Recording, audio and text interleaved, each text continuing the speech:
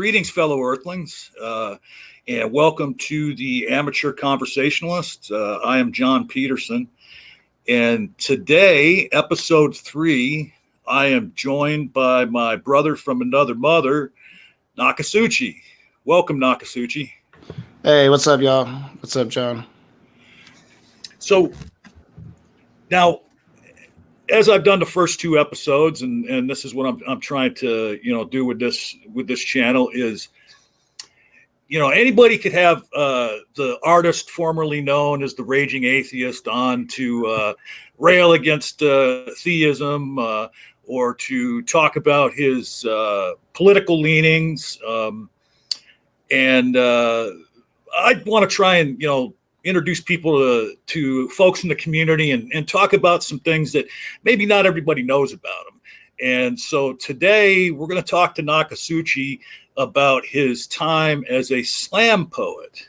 And he, of course, continues to write poetry and write. And as I've often said, I think that a lot of his prepared videos oftentimes come off as like a flavor of poetry, that his delivery and the way he reads his scripting when he does the prepared videos. So why don't you just take a couple minutes, Nokasuchi, and talk about how you got into slam poetry and what that part of your life was like. Yeah, man. It's been a while since I've actually talked about this. We were kind of talking about it before the stream, and yes, I am starting to get my voice back, chat. It's coming slowly, but it's coming. But yeah, so I've always kind of written. I got this fly is attacking me.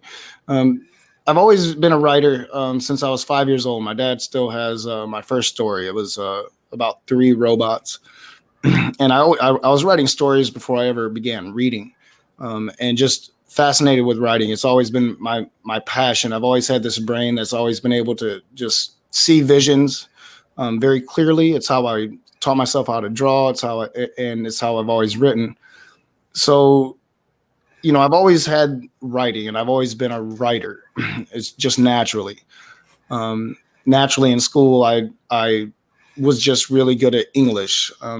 And that might surprise people that have followed me and know my pronunciation problems, but that's more of a, being raised in the North and the South at the same time kind of thing.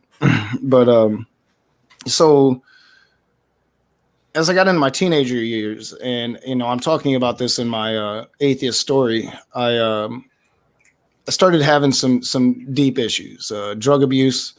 I lost my ability to play sports, which was my ticket to, whatever school I wanted to go to, my ticket to the future, basically.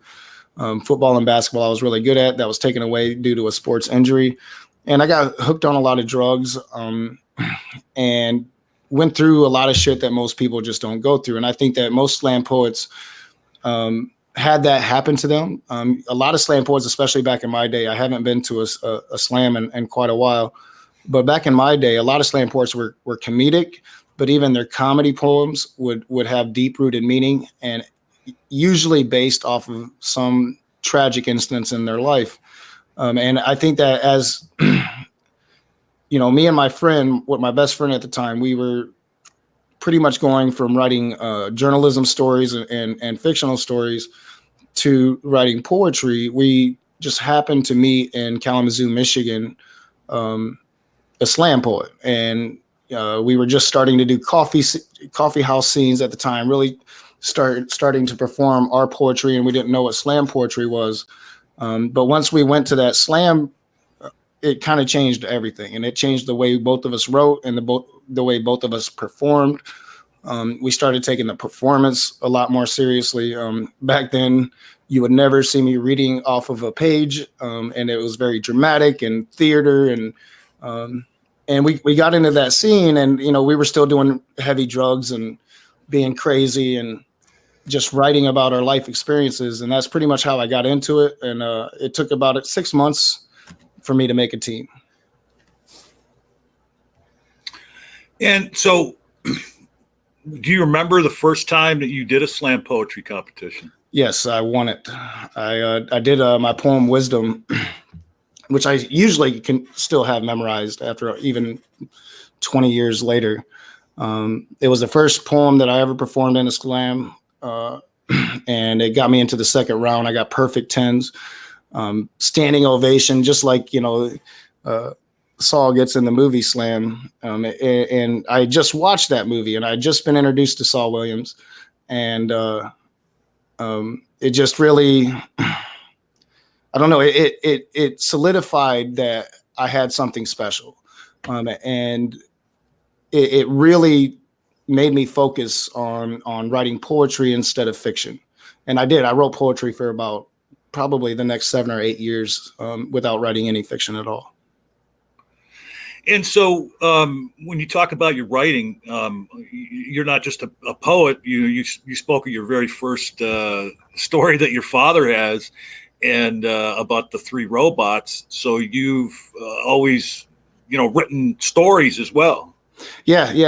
And in fact, before I started YouTube, I had spent 7 years building a world and writing my first novel. I think it's really good. I haven't tried to publish it. I haven't tried to do anything with it because I started YouTube and I've been too busy. And since I started YouTube, I've slowly been writing my first atheist book. It'll be under Nokasuchi, not my real name, which if I ever publish my novel, or I've actually written several novels, but if I publish the one that I think is ready to be published, it would be under my white name. I like to call it my white name. Your white name. Yeah. You're talking about the name that Matt Powell can't keep out of his mouth. Yeah. He really likes my white Christian name. All right, real quick, just to shout out to the live chat, want to welcome the Atheist Rationale, Tartan Snowflake, Z Postate, Miss Angelica 1416, Godless Galaxy, Jared Whitaker, and Dragnot Silvis in the house. Thanks for coming by, Drag. He says he linked this in the Discord, so maybe we'll get some more people here. Hey, why don't we step aside from the conversation for a moment, and could you share with us, one of your poems? Yeah, I'm gonna try to remember Wisdom. I haven't practiced it. Sometimes I remember it completely, sometimes I don't. But yeah, I'll try to remember Wisdom, and hopefully my throat will let me actually speak it directly or correctly. But this was a poem I wrote when I was coming out of religion and going into spirituality. I was deep into my Native American spirituality at the time I wrote this. I believe it was Native American. I might have still been a Taoist going into my Native American spirituality. But this, I still clearly have this God figure in my life, although I would say it's probably different than most people at this moment when I wrote this poem. And it's called Wisdom. And it's basically a reflection of just growing as a human being. So if I can remember the first line, wisdom is the yearning for all things, knowing that those little flings in the long run are what stings. You see, I've tried to achieve it on so many levels, and in the process I fought too many devils, but in spite of all the rebels, I move on. Reading books, the daily chapter, and escape from today's disaster, my father observes with cold laughter, but sneers from that day after. I feel I might need to see a skin grafter, but I move on. And I lost it. Oh, that's okay. No, I'll get it back. Yeah, take your time. That's the way it works with me too. You got to remember the first line, and then it. Well, it's been so long since I've actually recited it from memory. I probably shouldn't have started with that one, but it's probably my most important poem. Let me get it back. So, while Nokasuchi, I can't get the next line. But go ahead. That's okay. Well, feel free to open your book and share something else. And I understand exactly what you're saying. And to go back, to what we were talking about a moment ago, and you say you've written these novels and other things, and you've never really gone and tried, to get the novels published. But have you had other things, like as far as your poetry goes, or maybe short stories that you have had published? Oh, I've had several things published. I've won several contests. I had a contest, back in '99, I think, that landed me a contract with Walt Disney. And it's a long story. I'm going to be going into all of this stuff in my atheist story. But I essentially spent the bus money my father gave me to, I think it was my dad, it might have been my mom. The bus money one of my parents gave me to go down to Florida and sign this contract. I spent it on acid and mushrooms and mescaline. Oh, wow. Yeah, one of the great fuck ups of my life. But I've won several competitions. I've been published in I don't even know if the magazine's still around. It was called Realms of Fantasy magazine. And it was basically a starting point for fantasy writers to get short stories out. I think I published there 15 or 20 times. Several national poetry awards. I'm in several, what's the name of those books where you have a shit ton of poets and they make a poetry book out of it? I can't remember it right now. Yeah, and it was my life and it was my future, and I fucked it all up because I was in the middle of a serious drug addiction. I was no longer doing pills, which had landed me in a lot of drug rehabs leading up to my teens and after I hurt my ankle. But I was doing a lot of psychedelics and a lot of ecstasy and just being a really stupid young 20-year-old who thought he was better than he was. I thought I was famous. I thought I had this bright future ahead of me and it was guaranteed. I still believed in God. So it was pretty much like I was just walking the path that God laid ahead of me. And all I really had to do was be me. And that was the mentality that I had. And why I was able to fuck everything up so thoroughly, I think, is because I wasn't doing it for myself. I thought it was all preordained. Now, you talk about the competitions that you won. Now, is that typically what happens when you win a competition? Then part of winning it is that your poet, your anthology, win a competition. That your poem is then published in some kind of publication. Yeah, it's usually a major national publication, and usually it's not just the winners. The winners get prizes and money and usually some guarantee of future publication. It all really depends on the contest. So like if you're a writer, then the writer's marketplace is your best friend. So you're going to be going through all of these addresses and they'll have a whole section on contest. And if you're a starting writer, really, this is how most starting writers get their start. You hit these contests, you try to win. And even if you place in the top 20 out of thousands upon thousands of submissions, you're going to get recognition. And if you can actually land a prize, well, that even goes a long way. And it's really, really hard to land a prize. You're usually competing against writers coming out of Ivy League schools, really trying to start their journalism careers or their writing careers. It's a very cutthroat business. It's what really turned me off. And I was able to just fuck it, let's go do some drugs and, live this party life that I lived all through my 20s, right up until I had my child when I was 33. I lived a fairly stringent, just fuck it life. I'm going to do what I do and I'm going to have fun doing it. And it fucked up everything that I've ever tried to do. Now, as far as slam poetry goes, there's a distinction, and please, correct me if I'm wrong here, but there's a distinction between slam poetry and then the type of poetry where people are going back at one another, dissing each other. Well, yeah, that's battle rap. And I've always said that a lot of rap music kind of has that poetry feel to me. I think that's why I'm drawn to rap music more than most other music. I love all music, but I think rap is probably my favorite just because of that poetic element to it. If you go back to Tupac Shakur, his whole thing was telling stories from the street that he saw as an artist, because he was an artist from a young age. He was one of those natural artists. A lot of people might not realize or know the history of Tupac, but he went to some of the best art schools you can go to.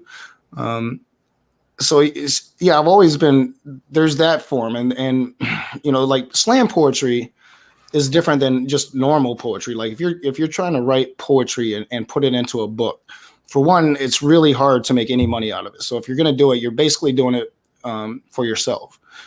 For two, you want to write a book of poems that's going to make some sense and have some prose and grammar and the correct English, to where when you're doing slams, it's not about none of that. It's not about prose, so to speak. You still want to use prose, but you have a lot of poetic leeway to change words, to make words be able to rhyme, or however you're going to do it.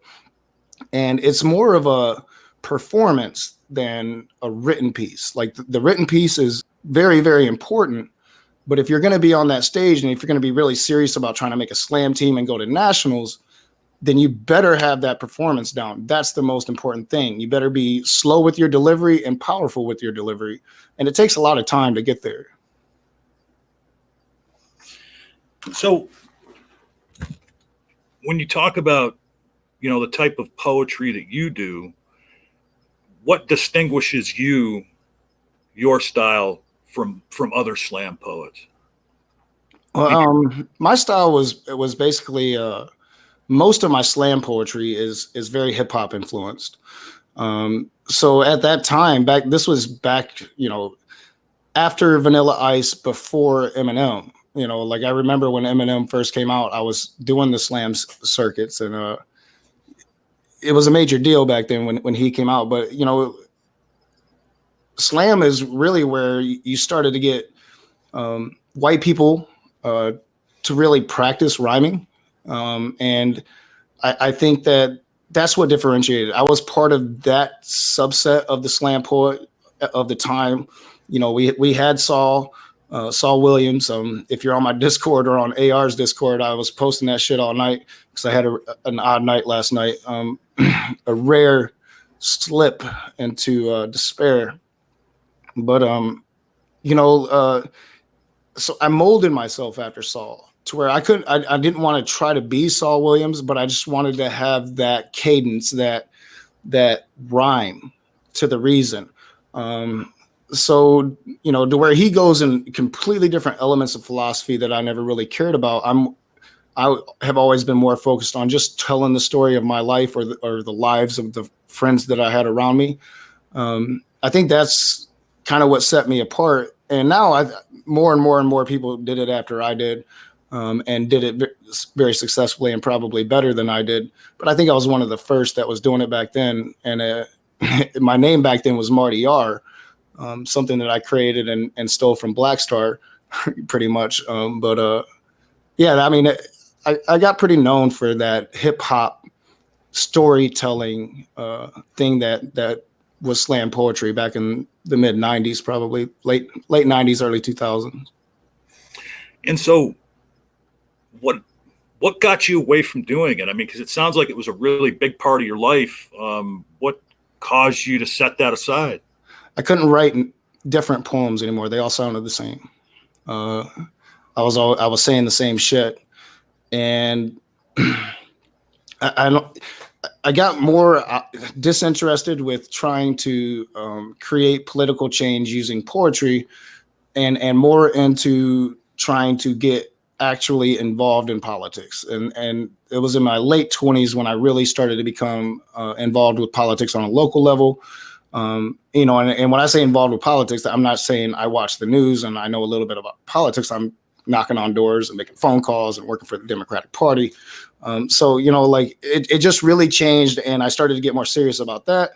And then I wanted to really get back into writing books again. And I wrote my first novel. And when you're writing a novel, your goal is not to write anything else. If you start writing other shit, there's a very good chance you won't finish your novel. So I just stopped writing poetry for a couple of years. And now do you feel as if, now that you've, since you set it aside and now you're a little older, you've lived through some more life, do you feel like maybe you can regain your voice and maybe have something different to say?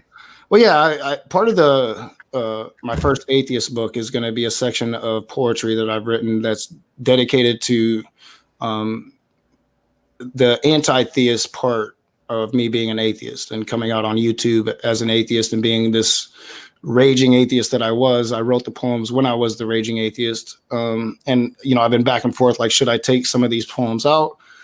Should I leave them in? But fundamentally, I think that they're part of the story, so I'm going to leave them in. But yeah, there's going to be a section of new poetry that I've been writing for about the last year that just fundamentally deals with the lack of any belief in a God and the impact that has from the society around you. That's going to be part of this first Nokasuchi book whenever I finish it. Yeah. Excuse me. I am going to finish it and I'm going to self-publish it. I'm not even going to try to do the route that I went before because it's very demoralizing when the agents turn you down and they don't even read your shit. Right. But the opportunities are out there to self-publish now, and with this whole social media economy that we have now, growing a platform, getting your name out, I think self-publication is almost the way to go because the work you put in is yours. And you're not selling your soul to this corporate entity that's trying to push a narrative. You can just be who you want.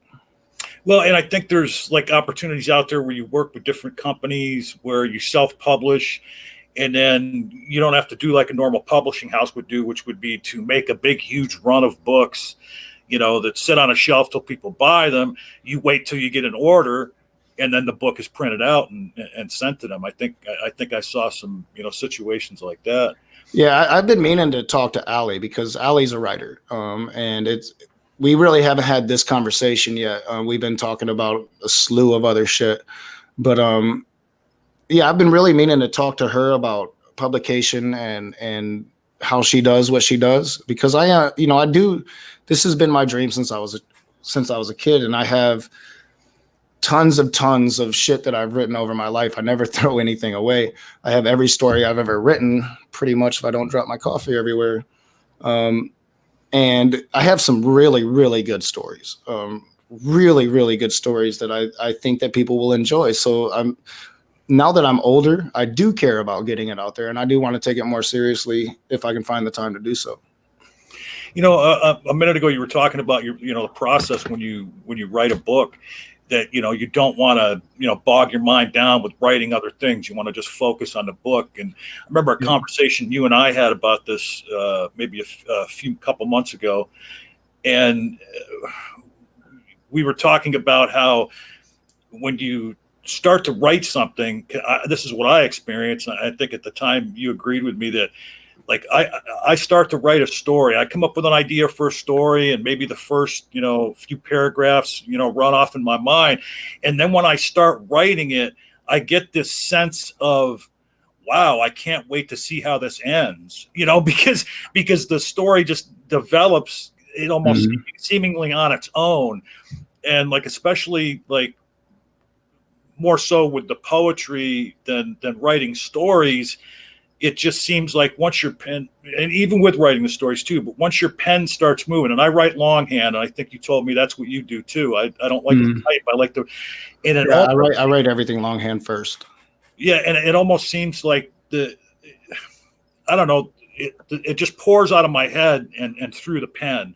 There isn't even really like a thought process. Like I'm not stopping and going, okay, where should this story go now? It just seems to flow out of my brain. Is that how you kind of experience it too?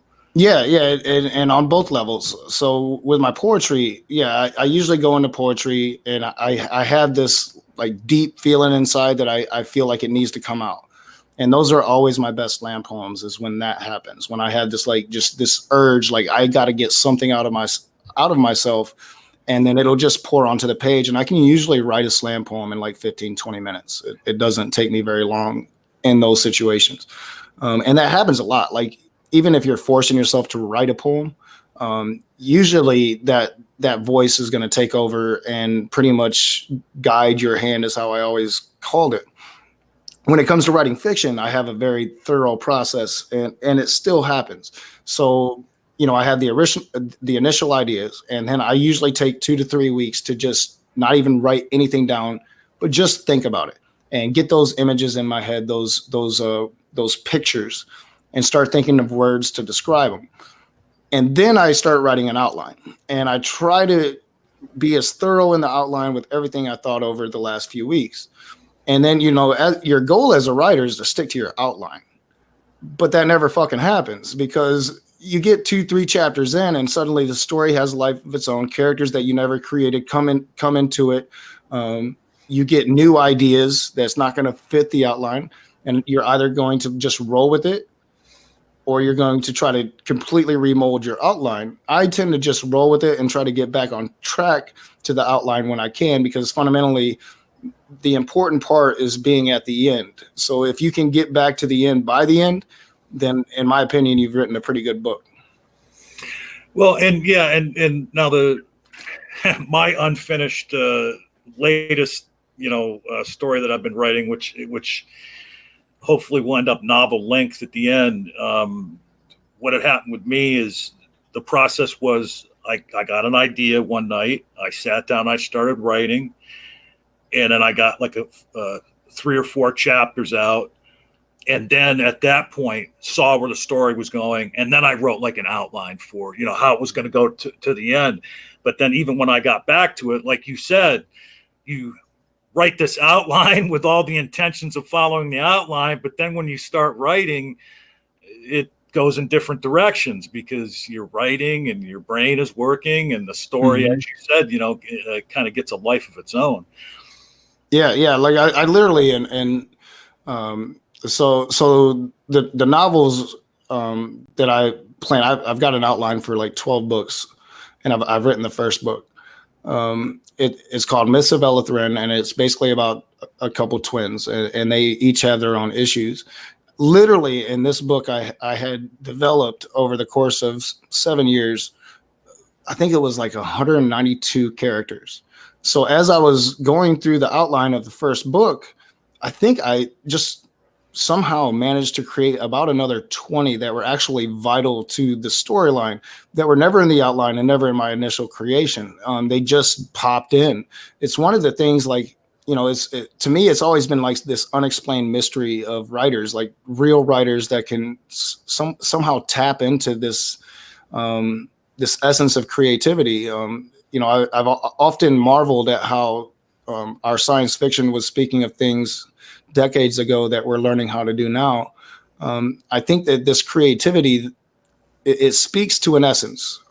It speaks to maybe a universal need for explanation. So, I understand that people are going to be like, the Raging Atheist is saying he believes in God. No, I'm not saying that at all. But I think that there is this creativity that we need and we seek, and some people have it more than others. Well, and you bring up an interesting point, because what we were talking about a few minutes ago about how the story takes a life of its own, and the ideas just kind of flow out of you. That would be another thing that theists would say, oh, well, where are those inspirations coming from? It must be. A lot of them would say that they're coming from Satan. Well, as far as for you and I, because we're atheists, they would say it's coming from Satan. Absolutely. Hey, were you able to pick something else out of your book there that maybe you could share with us? Yeah. This is a short poem. I actually won some awards for this poem. It's just simply entitled ? I think I've read it before on a stream. Short and sweet, and deals with some butt fucking. So you gotta love that. Okay. It says, be not afraid. The land is true, and worlds are what we make them. If God was here, he'd look around, and then he'd start forsaken.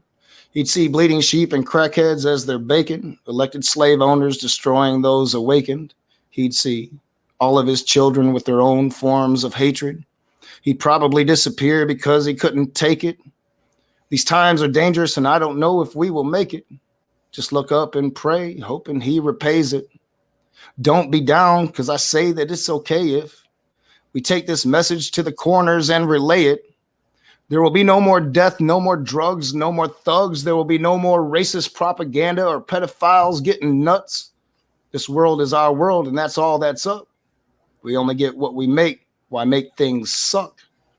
Ignorance is bliss and always enough. We continue to sleep, dreaming we're tough. Getting fucked by our leaders, straight in the butt. But still we all sleep. Waiting for what? Awesome. I feel like now it sucks because because as you know, I'm missing the thumb on my left hand, so I can't give you the double snap. So I can only take one snap at a time. I wish my throat was 100%, because I can't get the correct voice inflection down, but it was close, I think. Oh yeah, yeah. Should have been a bit slower. Awesome, dude. Yeah, I can. If you had your full Nokasuchi voice, I can imagine how it would have been even better than it was. But we talked about this. I think on Discord the other day, we were having a one-on-one conversation, and I had said to you, because of these changes that you and I have both, recognized in ourselves, like I've told people, if you went back and looked at some of my interactions on YouTube, some of my comments and, dealing with people, you even though I didn't identify this way, you would say I was an anti-theist. Mm-hmm. And you yourself have talked about how, you're getting away from the anti-theism to, just to be an atheist and be more accepting of other people's beliefs. And I said to you the other day, the poem that I shared with you on one of your streams called The Tooth Fairy, there's a lot of anti-theist ideas in that poem of mine. And I said to you the other day, well, yeah, I guess I'm thinking now where I'm at, I don't think I can share that poem anymore because of, the anti-theist ideas that are in it. And you said to me, well, no, you can still share it because that's part of who you were. And it's, still telling the story of how you used to think and everything. Mm-hmm. But talk about that a little more, about how you can go through changes, but you can still share your ideas from the past, to tell the story of you. Yeah. Like I always wonder about that. And I got people stomping upstairs. Holy shit. I always wonder about that when I started sharing some of my poetry on my page, especially as the channel has grown, and more people are watching, and they're coming to see the Raging Atheist, and they want to see the Raging Atheist rage. And I'm going to read a poem that reflects former God belief, like I just did. I obviously still believed in God when I wrote that poem, and it was a thing. Like, do I want to do that? And I thought about it for a long time, like really, really thought about it. And I don't share my poetry too often on my channel because my channel is not a poetry channel. But I think my poetry is a reflection of myself. So I do sometimes share it, sometimes individual videos, sometimes in a live stream. But I ultimately came to the conclusion that the best way to show my claims of what I used to be is to read that old poetry, to show you, yes, I had God belief. Yes, I was a Christian at one point. Yes, I was a Native American spiritualist at one point. Yes, I was an animist at one point. Although I always called myself an animalist, but I'm learning correct terminologies. And at one point, I considered myself somewhat polytheistic. In the Native American religion, we believed in Wakantanka, but we also believed in the ancestors, and the ancestors is what I focused on. Me and Allie had that conversation. So I want to be able to show that, I'm making a new video, a second video on my fiction tattoo. And I'm speaking to that also, like, now that I'm not an anti-theist, now that I do recognize that this tattoo is very offensive, am I going to change it? No, it still reflects me. It still reflects coming out of that hatred that I used to have in my theism of gay people and black people and everybody that didn't believe in the same shit that I believed in.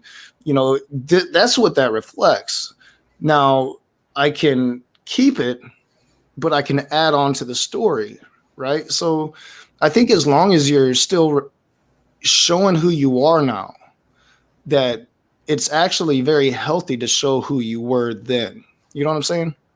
Yeah, and it's interesting how you put it as far as like I run into this a lot too as an atheist, and you're having a conversation with a theist, and they want to, well, you were never a believer, what are you talking about? You can't be where you are now if you ever believed. And then if you share some of your work from when you were that, it's kind of almost like a contemporaneous note, showing that, hey, this is what I was writing. This was where my creativity was coming from at this time in my life. And that's just proof positive that you're telling the truth about where you were at that point in your life.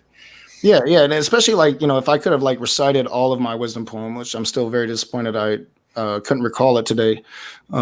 I speak about prison, and I speak about going to prison often and without shame. And people are often like, why do you admit that? And I'm like, why wouldn't I?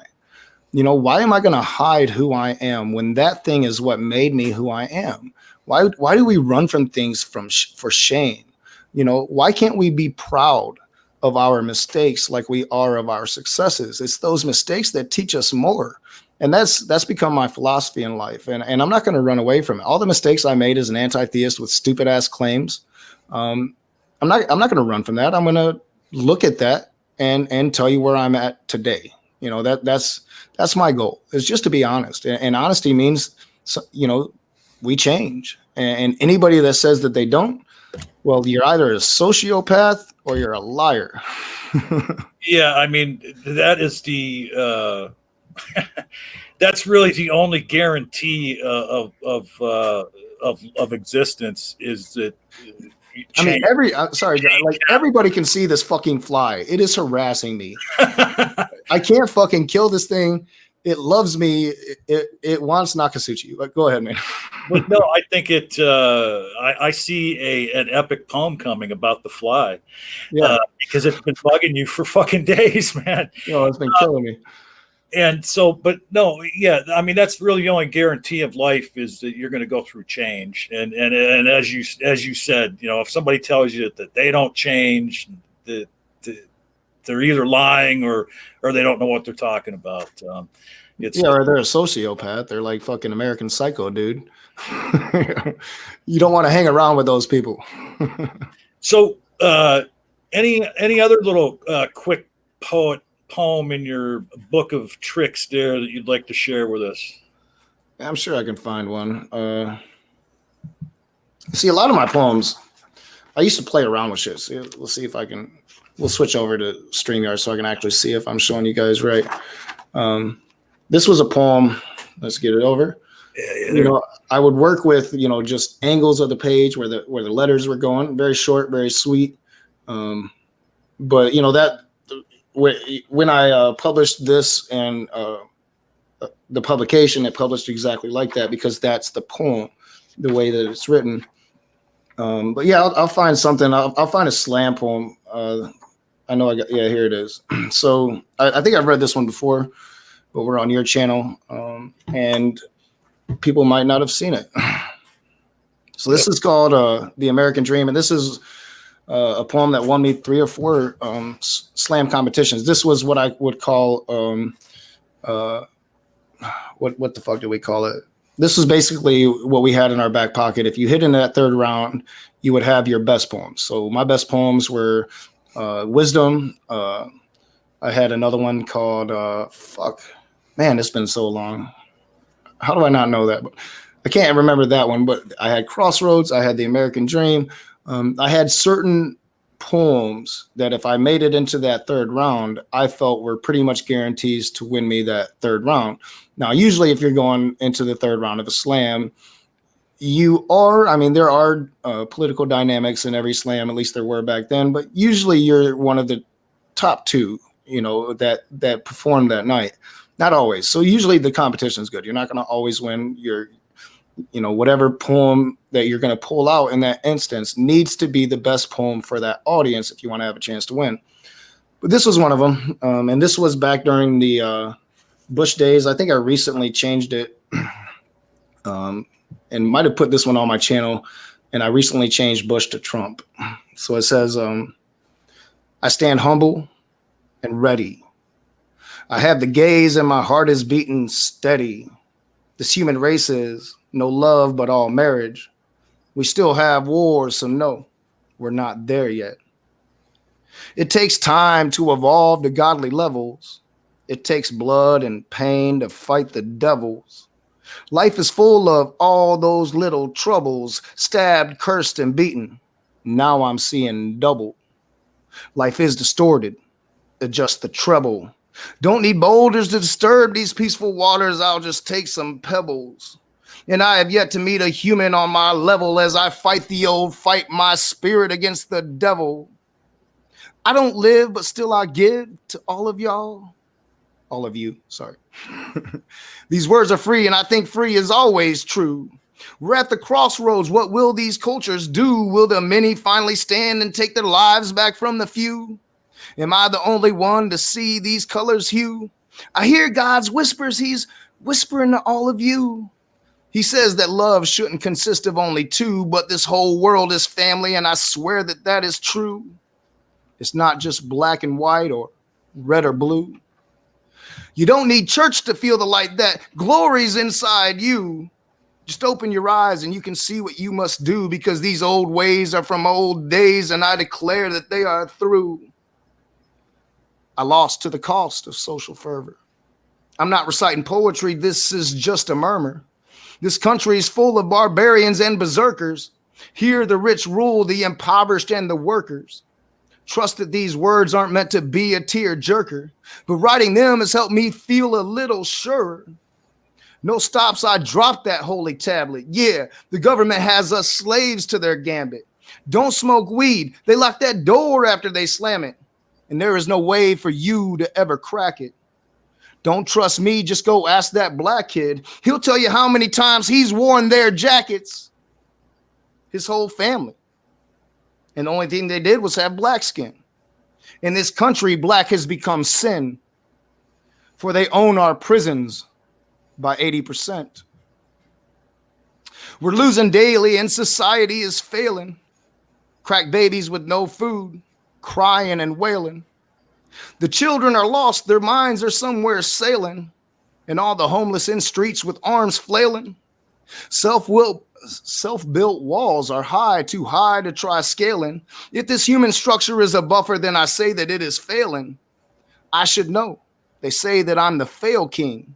And you can only fail when there's no giving, but only taking. And all the drugs that have our brains baking. What is this hatred created by our making? How can you love today? Yesterday you were hating. Are you scared that finally we're awaking? Are you afraid that now we are awaking? People sleep too deep, but eyes are coming open. People tired and wired from constant doping. In the wake of 9/11, all Americans are still coping, horrified as we watched our armies locked and loaded. Through my study, their lies have been decoded. I beheld a pale horse. It was our leaders that wrote it. And that election, Bush, he fucking stole it. Showing us that our freedoms are all broken. These words are written, but it's power when I spoke it. There is a circle in life, and that circle can't be folded. Do you really think it's changed with all the power that they're holding just because they wore a smile every time that they have told it? Gullible Americans, all of us are cold kids. Gullible no more, I stood brave as I told it. Remember the dream, take it and then hold it. Remember freedom, hold it close and don't let go, kid. Freedom's inside you, so it's you that can bestow it. Freedom's in all of us, so it's us that can bestow it. And I stand humble and ready. Wow, dude. I got fucking chills, man. I wish I'd known you during that time of your life, man.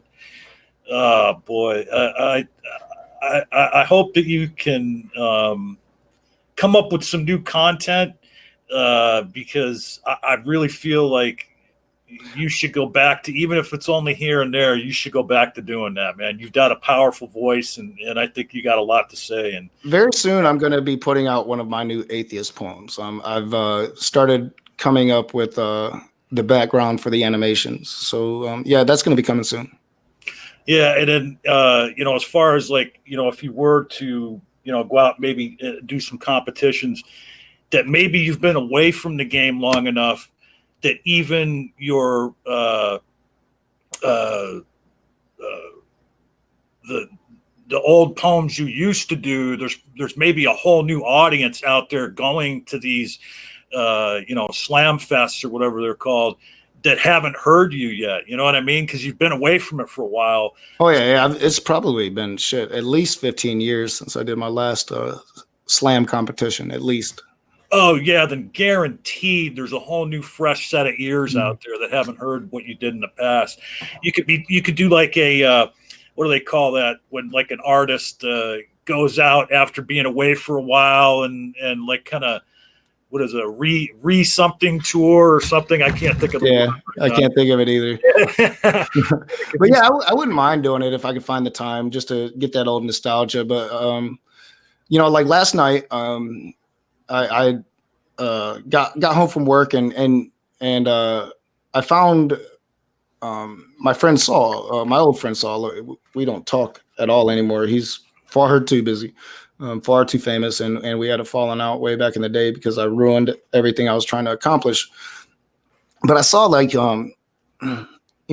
I've watched his career, and like I saw him blew up, and he signed with Rockefeller, and his music never really took off because people just couldn't really understand it. Although I thought it was brilliant, it was different. But I found last night where he went and did some new poetry at as a featured artist for the Toronto finals going into nationals this year. This was just from a couple months ago, and he did 2 new poems that just blew me the fuck away. Like it was better than anything Saul Williams has ever done, and they were long poems. Like in a slam, you're trying to hit 3 minutes. You're not supposed to be able to go over 3 minutes. Some of my poems I had to leave out stanzas just to hit that 3 minute mark. These poems were easily 9-10 minutes a piece, and you didn't want to stop listening to them, and they were powerful. And fucking, I put them on my Discord. I put it on AR's Discord. And he still got it, and he found a new voice, and it has inspired me to maybe give it another shot. Like I don't think that I'll ever make it to that nationals that I didn't make it to when I was 22, 23, whenever the fuck it was. But maybe I can go and really show the young bucks how it's done. Yeah. And real quick too, hey, if anybody that's in the live chat right now, if you have any questions for Nok, go ahead and please post them as we kind of wind this down. I want to share a comment here.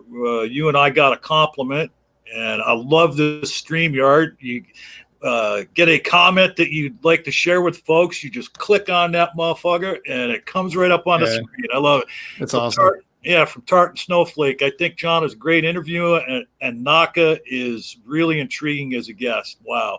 Well, thank you, Tartan. Yes, thank you so much, Tartan. And I knew that, when I had Nok on that he would be a good guest. And seriously, I don't want Nok or anybody to think that I was being condescending and just speaking for the broadcast itself.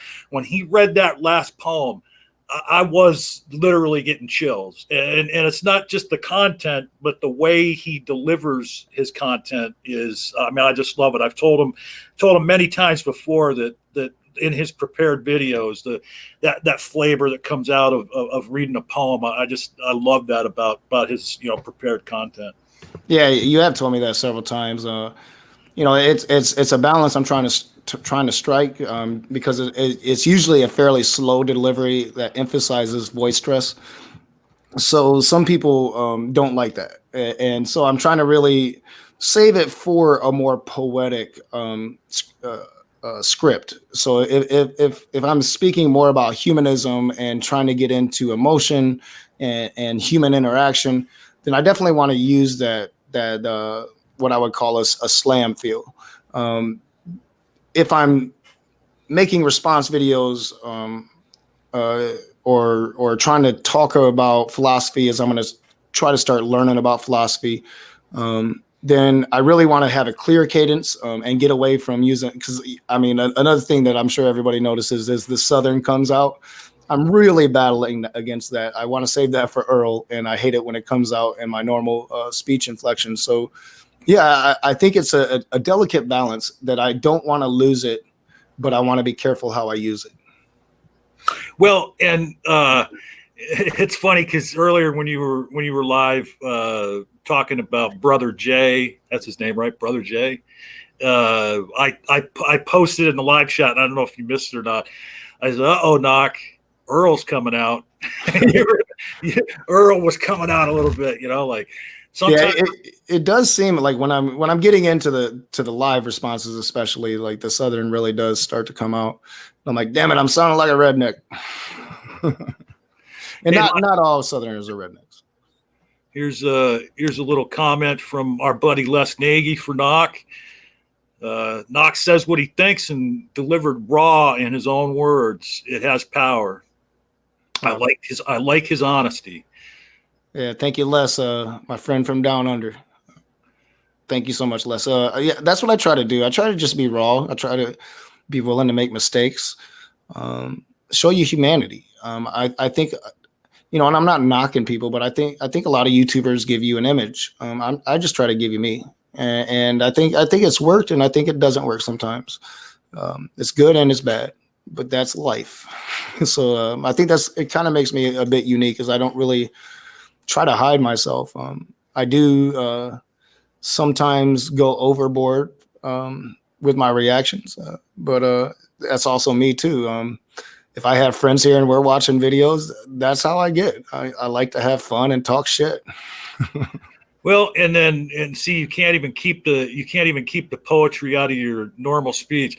That's how I get. I like to talk shit. Like that. But yeah, and the thing is as someone who has talked to you, outside of being on YouTube or on Discord with a bunch of people around, the Nokasuchi we see in your content and live on air, that's who you are. I can speak to that because you and I have had one-on-one conversations, on the phone and on Discord, and there's no pretense in you. You're not putting on a character when you come online. We're getting the real you for sure.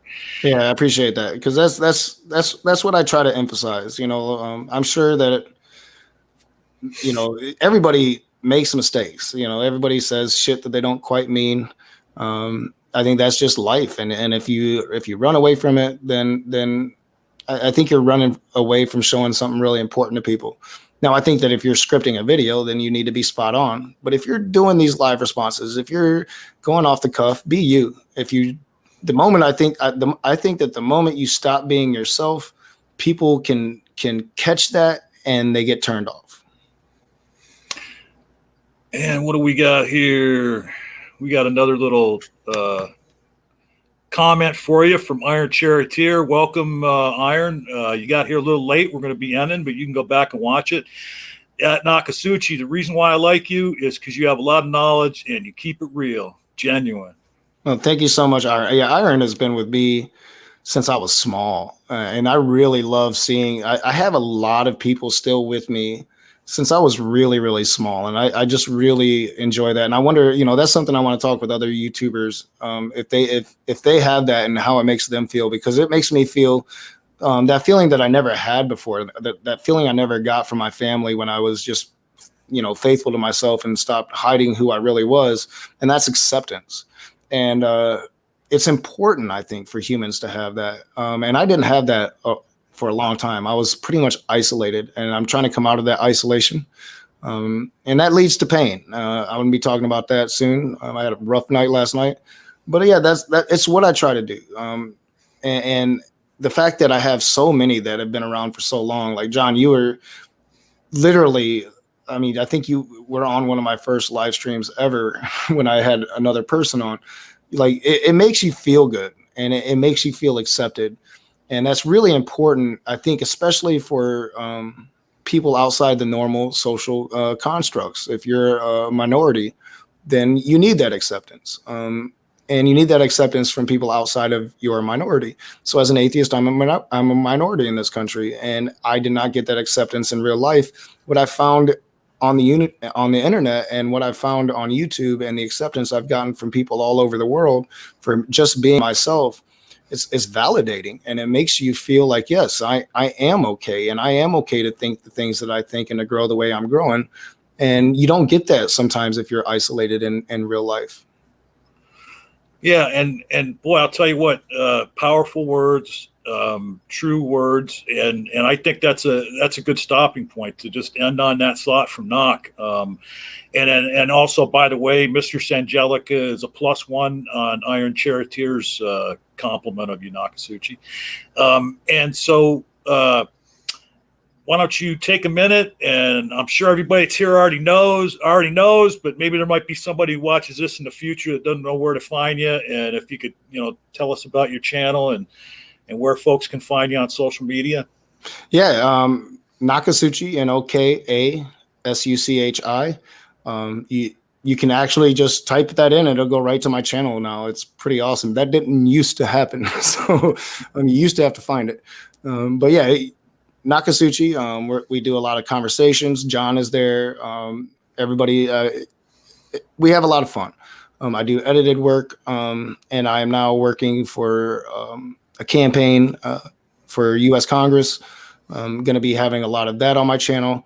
And yeah, just really trying to grow. I'm really trying to stop being the toxic anti-theist that I was and be an atheist that can be a true representative of a growing community of free thinkers.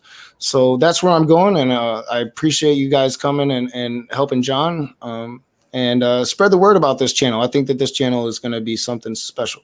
I really do. I like this format, John. Thank you for that, Nok.